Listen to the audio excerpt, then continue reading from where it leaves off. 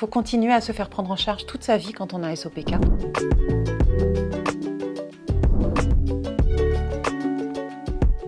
La grossesse chez la patiente SOPK est une grossesse qui peut être une grossesse à risque, avec une grossesse qui peut donner du diabète gestationnel, de l'hypertension de grossesse, de la prééclampsie. Et donc, dès le début de la grossesse, voire même dès la préconception, il faut essayer d'aider les patientes. Et pour aider les patientes à ne pas rentrer dans ces grossesses pathologiques, on va traiter l'hyperinsulinisme. Et donc, on va le traiter avec une alimentation équilibrée, un mode de vie équilibré. On va essayer d'augmenter l'activité physique le plus possible. On va pouvoir aussi donner des compléments alimentaires à base d'inositol qui vont aussi permettre d'éviter le diabète gestationnel 8 fois sur 10. Quand on a un SOPK, on a 8 fois sur 10 un problème d'hyperinsulinisme.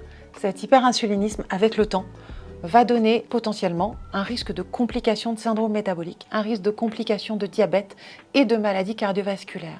Donc la prise en charge du SOPK, ça va être toute la vie.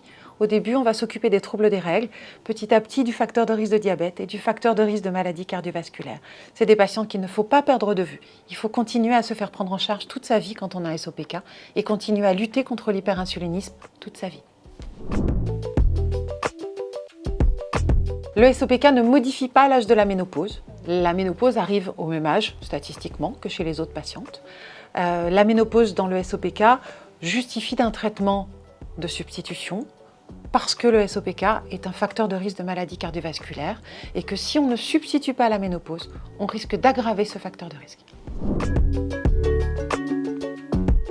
Quand on a SOPK, au moment de la ménopause, en fait, ça veut dire que les ovaires sont épuisés et ne fabriquent plus d'hormones. Donc, ils ne fabriquent plus d'hormones puisque les follicules qui ovulaient ont disparu. C'est la ménopause, la définition. Donc, quand les ovaires ne fonctionnent plus, normalement, les hormones mâles qui étaient fabriquées par les ovaires ne sont plus fabriquées. Pour autant, l'excès de pilosité peut persister parce que le cycle du poil, c'est 3 ans, et donc on peut garder une pilosité excessive encore pendant 3 ans après la ménopause.